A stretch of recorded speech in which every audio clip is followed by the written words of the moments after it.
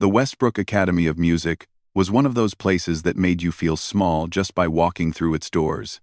Tall ceilings, marble floors, paintings of famous composers hanging on every wall.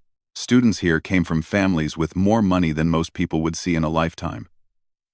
They drove expensive cars, wore designer clothes, and talked about summer trips to Paris like it was nothing special.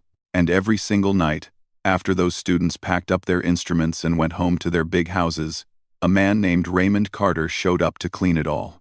Raymond was 43 years old. He had been working as a janitor at Westbrook for 7 years now.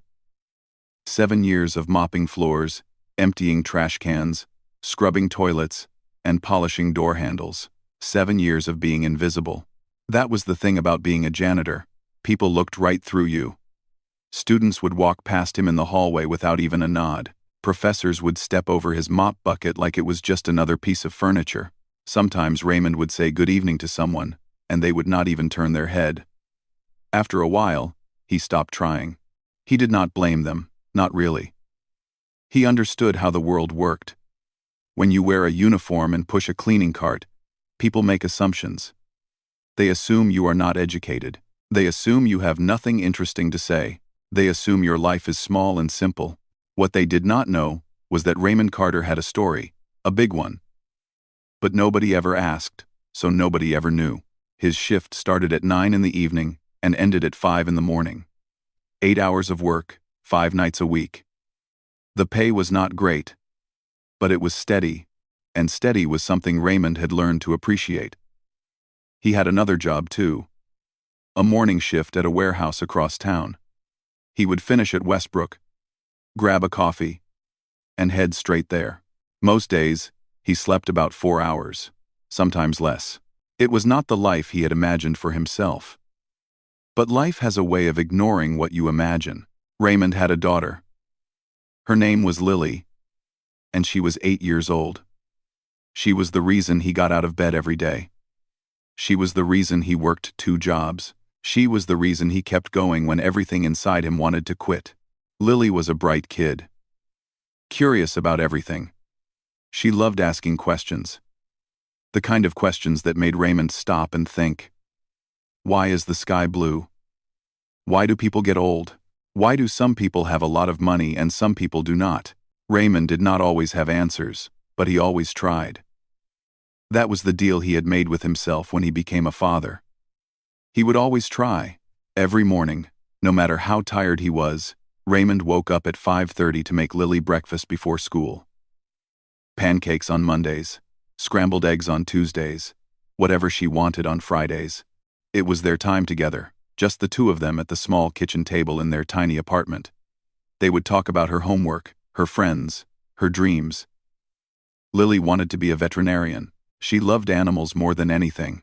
Sometimes, in those quiet morning moments, Raymond would look at his daughter and feel 2 things at once: pride and guilt. Pride because she was turning into such a good person. Guilt because he wished he could give her more. The apartment they lived in was small. 2 bedrooms, 1 bathroom, a kitchen that was barely big enough to turn around in. The building was old, and the heating did not always work right. In winter, they would pile blankets on the couch and watch movies together, their breath visible in the cold air.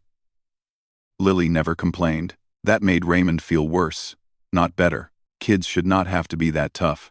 4 years ago, everything had been different. 4 years ago, Raymond had a wife. Her name was Grace, and she was the love of his life. They had met when they were both 22, at a bus stop of all places. She had dropped her umbrella, and he had picked it up for her. That was it. That was the whole beginning of their story. Something so small that turned into something so big.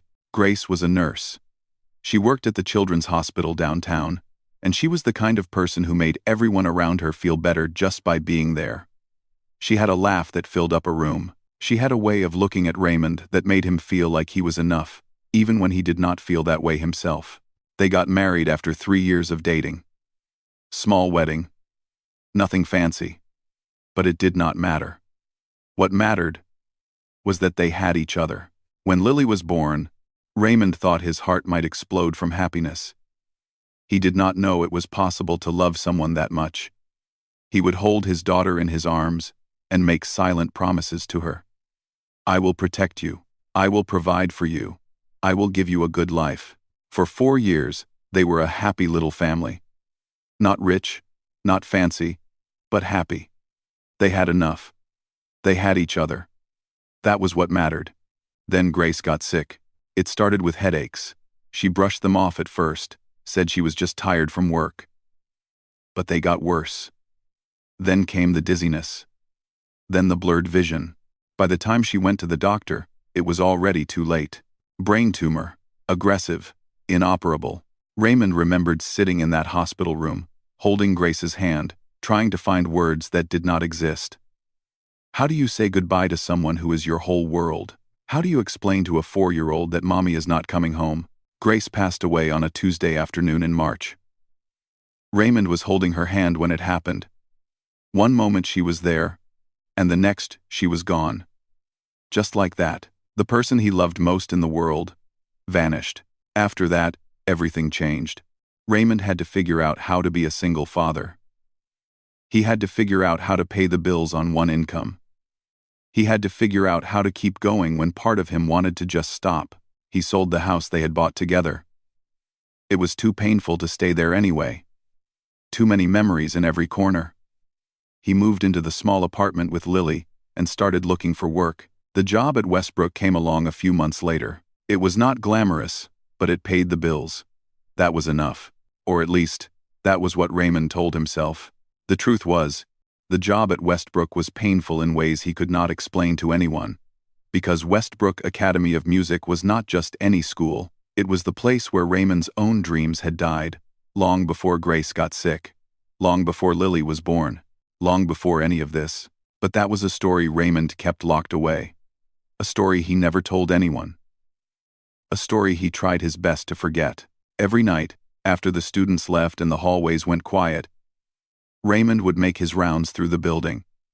He would start with the classrooms on the first floor, then work his way up, practice rooms on the second floor, faculty offices on the third, and finally, the grand recital hall on the fourth. The recital hall was his last stop every night. It was also the hardest. The room was beautiful in a way that almost hurt to look at. Red velvet seats, golden chandeliers, perfect acoustics that made every sound feel important. And there, in the center of the stage, sat a Steinway grand piano, black and shining, like it was waiting for someone. Every night, Raymond would stand at the edge of that stage and stare at that piano. His mop would go still in his hands. His breath would catch in his chest. And for just a moment, he was not a janitor anymore. He was someone else. Someone he used to be. Sometimes his feet would carry him closer.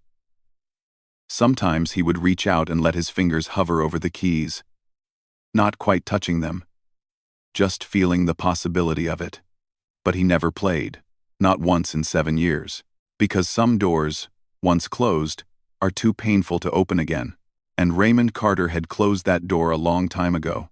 20 years ago, Raymond Carter was not pushing a mop through hallways. He was not emptying trash cans or scrubbing floors. 20 years ago, Raymond Carter was sitting on the stage of that very same recital hall, his fingers dancing across the keys of that very same Steinway piano, making music that brought people to tears. It sounds impossible, does it not? The janitor who cleans toilets was once the most talented piano student Westbrook Academy had ever seen. But life is strange that way. Sometimes the people you walk past without a second glance are carrying stories you could never imagine. Raymond grew up poor. His father left when he was 3 years old, just walked out one day and never came back. His mother, Dorothy, raised him alone in a small apartment on the rough side of town. She worked at a textile factory, long hours for little pay, just to keep food on the table and a roof over their heads. They did not have much. Most of Raymond's clothes came from thrift stores. Dinner was often rice and beans, because that was what they could afford. The apartment was cramped and noisy, with thin walls that let in every sound from the neighbors. But Dorothy made sure Raymond never felt poor in the ways that mattered.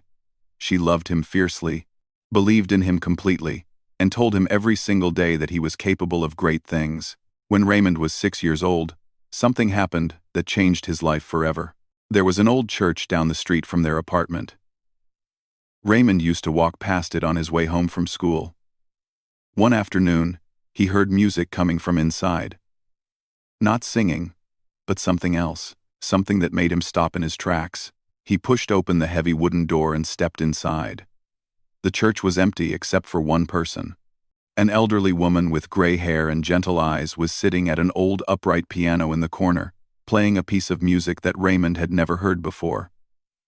It was beautiful, in a way he could not describe. The notes seemed to float through the air like they were alive. Raymond stood frozen in the doorway, listening. He did not move until the woman finished playing. When she looked up and saw him standing there, she smiled. Her name was Mrs. Helen Porter. She was 72 years old and had been playing piano for over 60 years. She had performed in concert halls across the country when she was younger, but now she just played for herself and for God. Something about Raymond touched her heart that day. Maybe it was the way he listened. Like the music was speaking directly to his soul. Maybe it was the hunger in his eyes, the longing for something beautiful in a life that did not have much beauty in it. She asked him if he wanted to learn. Raymond did not have money for lessons. His mother could barely afford groceries. But Mrs. Porter did not care about money. She said talent was a gift from God, and it was her duty to nurture it wherever she found it. So began Raymond's education in music. 3 times a week, after school, Raymond would walk to that little church and sit beside Mrs. Porter at the piano. She taught him everything. How to read music, how to position his hands, how to feel the emotion behind every note. She was patient and kind, but also demanding. She pushed him because she saw something special in him, and Raymond was special. There was no other word for it. Within a year, he was playing pieces that most students took 5 years to master. His fingers moved across the keys like they had been born there. But more than technique, Raymond had something that could not be taught. He had feeling. When he played, you did not just hear music. You felt it in your chest. You felt it in your bones. Mrs. Porter said he had an old soul. She said he played like someone who had lived 100 lives and carried all that experience in his heart. By the time Raymond was 15, word had spread. Local newspapers wrote stories about the poor kid from the rough neighborhood who played piano like an angel. Music teachers from across the state came to hear him perform. Everyone agreed on one thing. This boy was going places. When Raymond was 17, he auditioned for a full scholarship at the Westbrook Academy of Music. It was one of the best music schools in the country, the kind of place that only rich kids could normally afford. But they had a program for exceptional talent, and Raymond was nothing if not exceptional. His audition was legendary. He played Chopin's Ballade. No. 1-inch G minor. One of the most difficult pieces in the classical repertoire.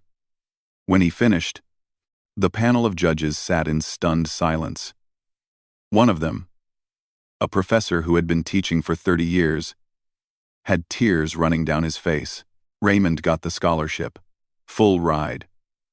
Tuition, room and board, everything covered. His mother cried when she found out. She held him so tight he could barely breathe, and she whispered in his ear that she always knew he was meant for something great. For the next 3 years, Raymond thrived at Westbrook.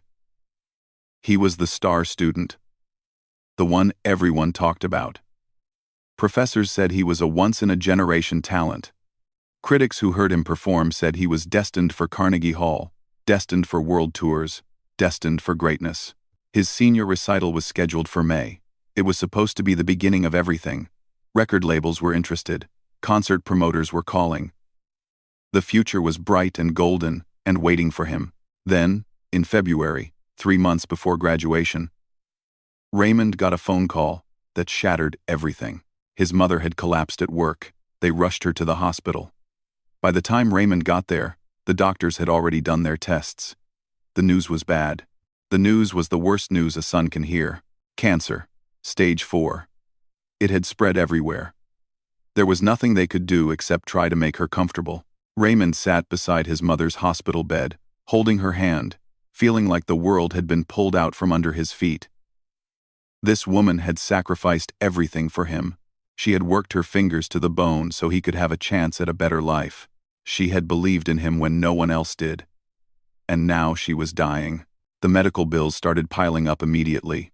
Dorothy had no insurance, no savings, nothing. The hospital wanted payment. The medications cost a fortune. There was no money. There was no help. There was just Raymond and his dying mother, and a mountain of debt growing bigger every day. He faced an impossible choice. He could stay in school, finish his degree, perform his senior recital, and launch his career. But that would mean his mother would spend her final months in a county hospital, getting the bare minimum care, dying alone while he chased his dreams. Or he could drop out, get a job, work as many hours as possible, to pay for better treatment, better care, better everything.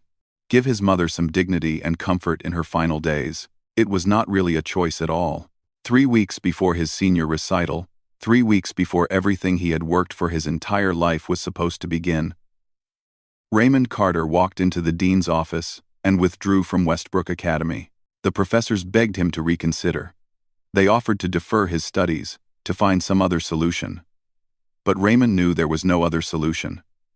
His mother needed him now, not next year. Now, he got a job at a factory, the same kind of factory where his mother had worked her whole life. 12-hour shifts, back-breaking labor, minimum wage. Every penny went to the hospital bills. He was there for his mother every single day. He held her hand. He read to her. He played recordings of classical music on a little portable radio he bought from a pawn shop. He told her stories about the future, about all the things he was going to do, even though they both knew those things would never happen now. Dorothy passed away on a warm evening in August, 8 months after her diagnosis. Raymond was holding her hand when she took her last breath. Her final words to him were simple. "I am so proud of you." Not proud of his piano playing, not proud of his talent, proud of him. Proud of the man he had become. Proud of the sacrifice he had made. After the funeral, Raymond packed up the small apartment where he had grown up. He found an old photograph of himself at the piano, taken during one of his recitals at Westbrook.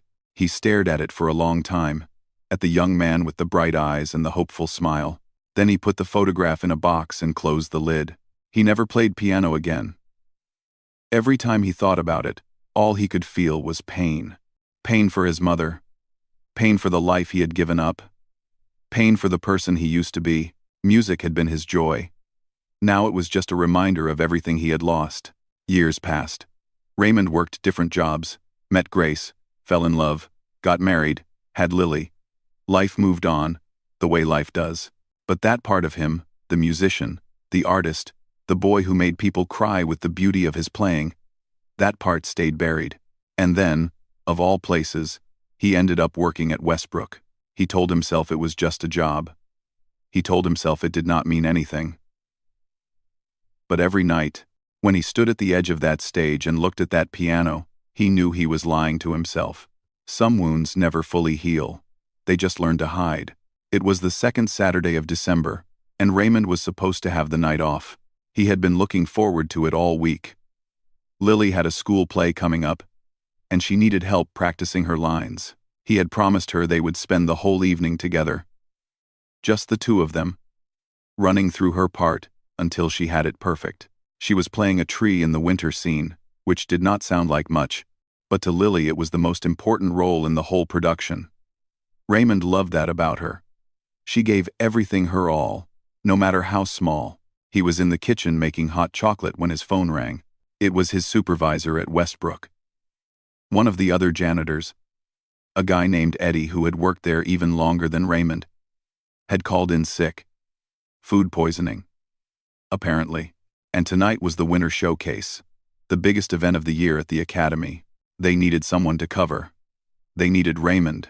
He closed his eyes and took a deep breath. He thought about saying no. He thought about his daughter in the other room, waiting for him with her script in her hands. He thought about the promise he had made, but then he thought about the bills sitting on his kitchen counter. The rent that was due in 2 weeks. The grocery list that kept getting longer while his paycheck stayed the same. He said yes, Lily tried to hide her disappointment when he told her. She smiled and said it was okay, that they could practice tomorrow instead.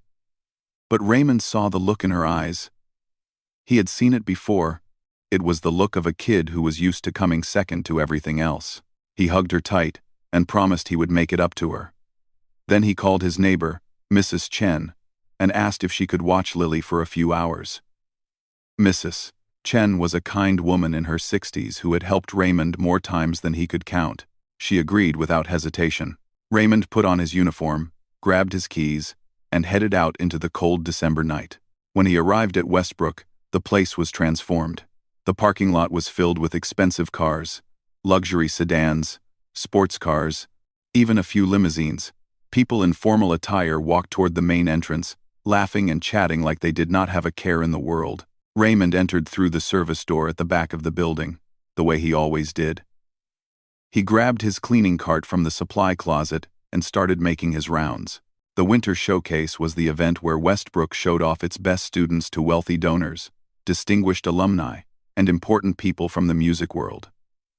Critics came from major newspapers. Talent scouts came from record labels. It was a night that could launch careers, a night that could change lives. Raymond remembered when he was supposed to have a night like this. 20 years ago, he had been one of those students, preparing to perform in front of people who could make his dreams come true. But that was another life. That was another person. He kept his head down and focused on his work. Pick up trash, empty bins, wipe down surfaces, stay invisible. That was the goal. Get through the night without being noticed, go home, and forget about it. The recital hall was packed.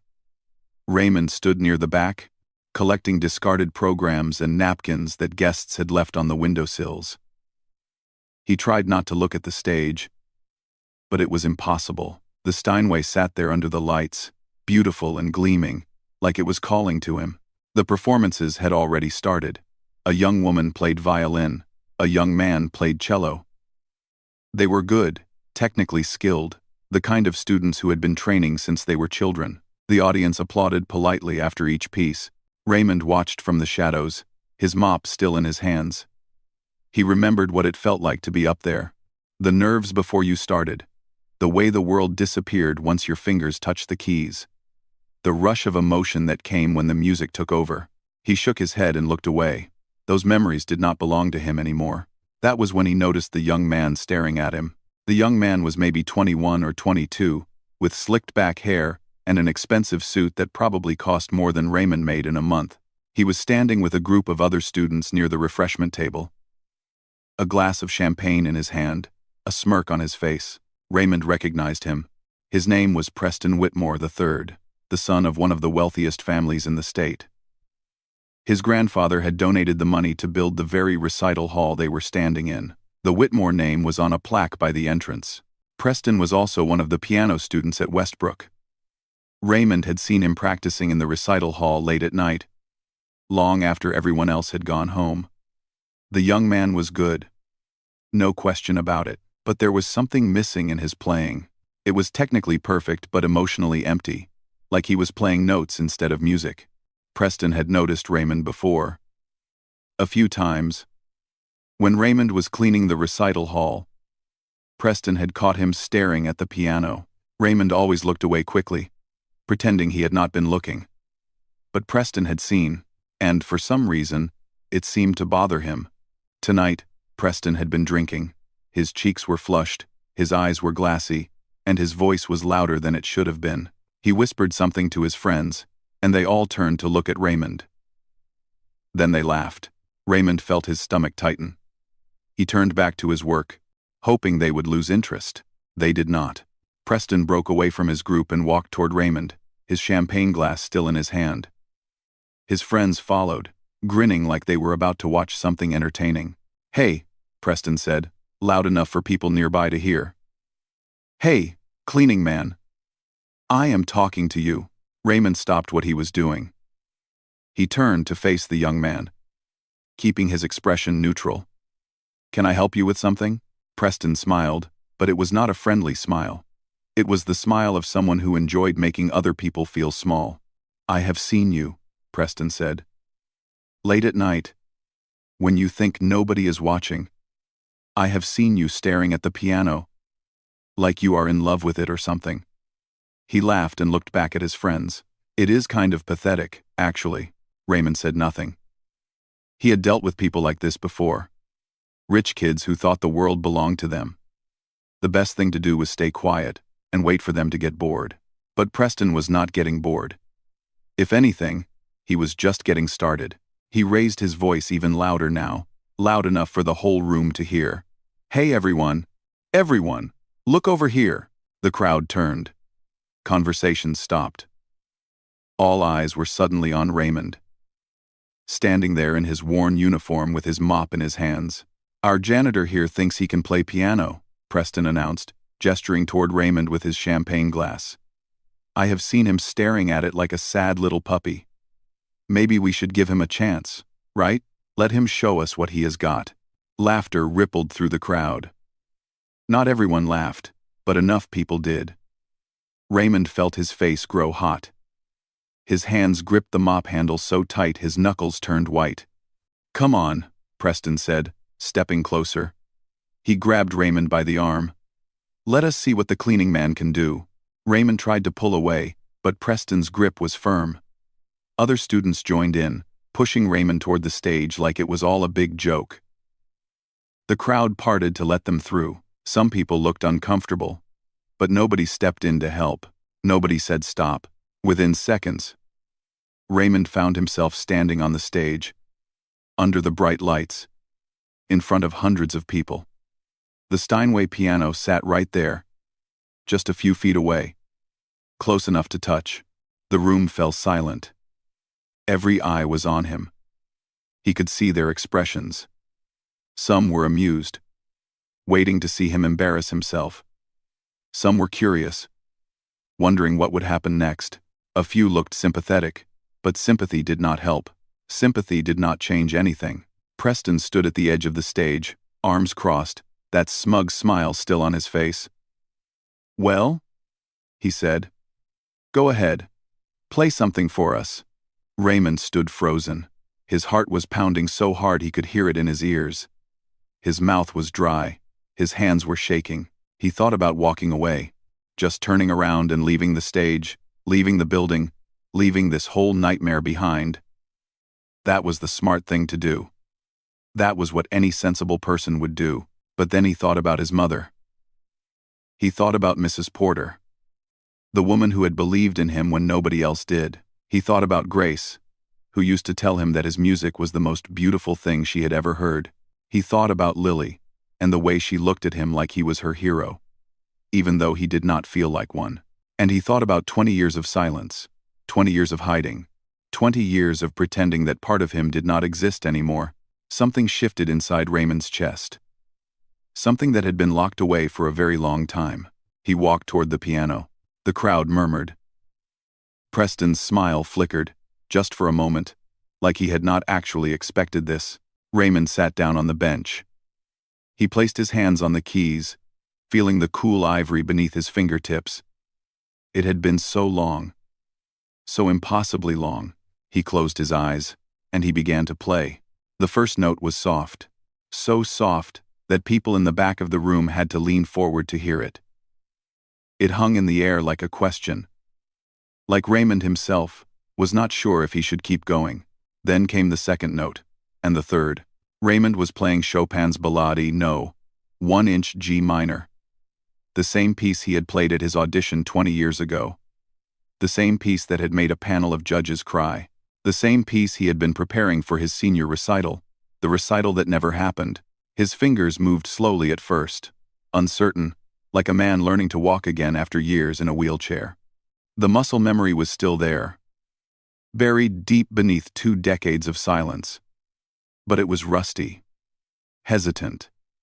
The notes came out thin and fragile. A few people in the crowd snickered. Preston, still standing at the edge of the stage, let out a small laugh. See?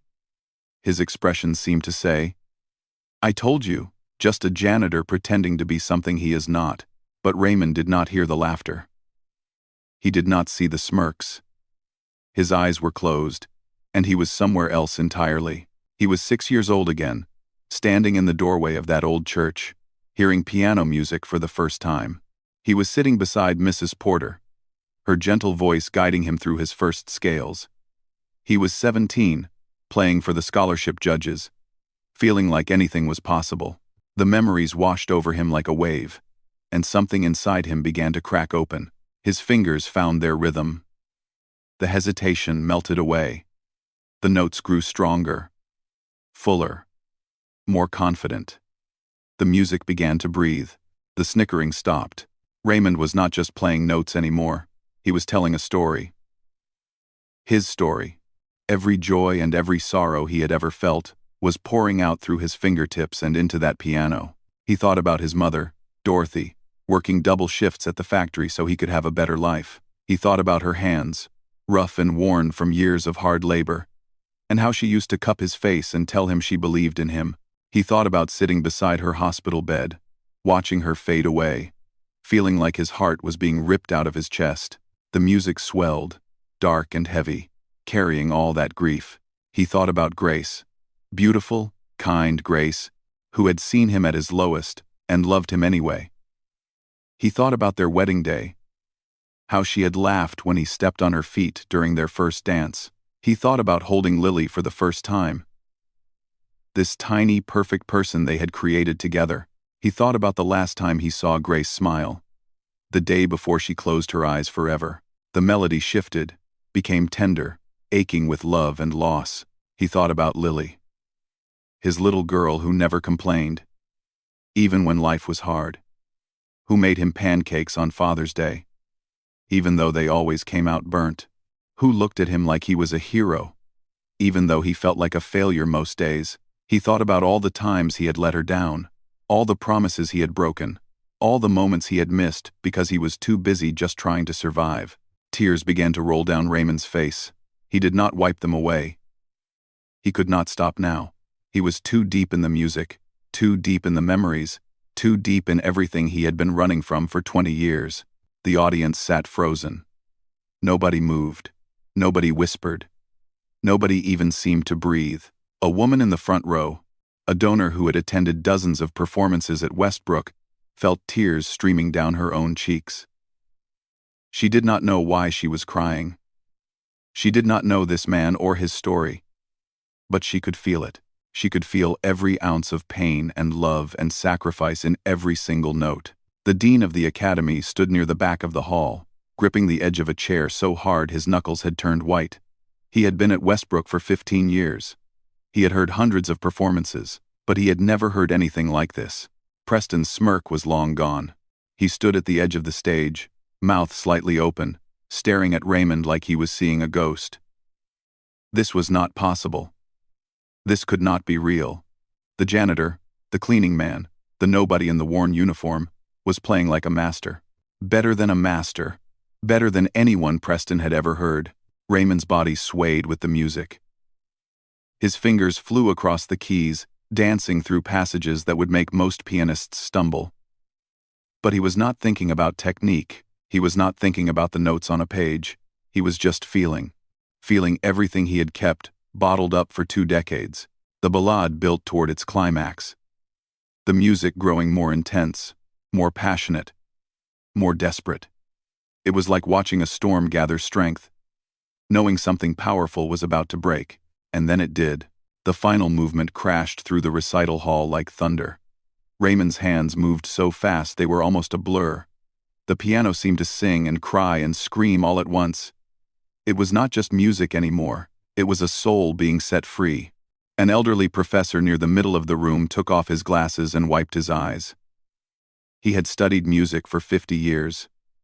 He had traveled the world, seen the greatest performers of his generation. And he knew, without any doubt, that what he was witnessing right now was something rare. Something that only comes along once or twice in a lifetime. The music began to slow. The storm was passing. The thunder faded to rain, and the rain faded to mist. Raymond played the final notes, softly, gently, like a whisper, like a goodbye. When his fingers lifted from the keys, there was silence. Complete, absolute silence. Raymond sat motionless on the bench, his head bowed, his shoulders shaking. He was crying. Not quiet tears this time, but deep sobs that seemed to come from somewhere far inside him. 20 years of grief, 20 years of silence, 20 years of pretending he was okay when he was not. It all came flooding out. For a long moment, nobody moved. The audience seemed paralyzed, like they had just witnessed something sacred and did not know how to respond. Then, from somewhere in the middle of the room, someone started clapping. It was slow at first. Just one person. Then another joined in. Then another. Within seconds, the entire room erupted. People leaped to their feet. The applause was thunderous, echoing off the walls and the ceiling, filling every corner of the recital hall. Some people were cheering. Some people were crying. Some people were doing both. The woman in the front row stood up, still wiping tears from her face, applauding so hard her hands hurt. The elderly professor was on his feet, nodding his head, a look of pure awe on his face. Even the dean was applauding, shaking his head in disbelief. Raymond finally lifted his head. He looked out at the crowd through blurry, tear-filled eyes. He did not understand what was happening. He had expected laughter. He had expected mockery. He had expected to embarrass himself and prove everyone right about him. Instead, he saw hundreds of people on their feet, giving him a standing ovation. He saw wealthy donors with tears on their cheeks. He saw students who had never given him a second glance, now looking at him with something like reverence. He saw professors who taught at one of the best music schools in the country staring at him like he was the one who had something to teach them. And he saw Preston Whitmore III, still standing at the edge of the stage, not clapping, just staring. His face was pale. His arrogance was gone. In its place was something that looked almost like fear. The fear of someone who had just realized they were not nearly as special as they thought they were. Raymond did not care about Preston. He did not care about any of them. Not really. He had not played for them. He had played for his mother, who never got to see him graduate. He had played for Grace, who always said his music was the most beautiful sound in the world. He had played for Mrs. Porter, who had given a poor kid from the wrong side of town a chance to dream, and he had played for himself, for the young man he used to be, for the dreams he had buried, for the part of his soul he thought was dead but had been waiting, all this time, for a chance to come back to life. The applause continued, wave after wave, filling the room with a sound that Raymond thought he would never hear again. He was not invisible anymore. For the first time in 20 years, Raymond Carter had been seen. Raymond did not know that someone in the audience had been recording the whole thing on their phone. He did not know that by the time he got home that night, the video had already been uploaded to the internet, and he certainly did not know that by morning, his life would never be the same. He walked through his front door a little after midnight, exhausted in a way he had never felt before. Not physically tired, but emotionally drained, empty and full at the same time. If that makes any sense. Like something heavy had been lifted off his chest, but the place where it used to sit still ached. Mrs. Chen was asleep on the couch. Lily was asleep in her bed, her script for the school play still clutched in her little hands. Raymond stood in the doorway of her room for a long time, just watching her breathe. She looked so peaceful, so innocent. She had no idea what her father had just done. She had no idea that for the first time in 20 years, he had let himself feel something he thought was gone forever. He kissed her forehead gently, pulled the blanket up to her chin, and went to bed. When he woke up the next morning, his phone had 47 missed calls. He did not recognize most of the numbers. There were voicemails from news stations, messages from people he had never met, texts from coworkers asking if he had seen the video. What video? Raymond had no idea what anyone was talking about. He opened his phone and searched his name. What he found made him sit down on the edge of his bed, unable to move. The video had been viewed over 2 million times. 2 million. And it had only been online for 8 hours. Raymond watched it with shaking hands. There he was, in his janitor uniform, sitting at the Steinway piano.